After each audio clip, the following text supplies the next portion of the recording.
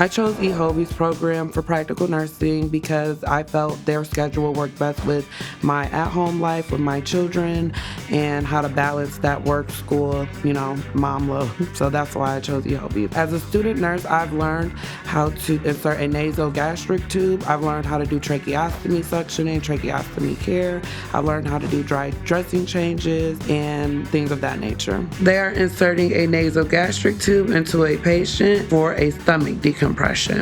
My favorite part about this program is learning how to work as a nurse and as a team with the people I am learning with, and knowing that there's always going to be a team of people with you trying to help take care of the people that need help. The instructors and people do a very great job of showing people how to balance their lives and their education while they're here. They want you to know that you're important. You're almost just as important as the patient, and your health matters as well.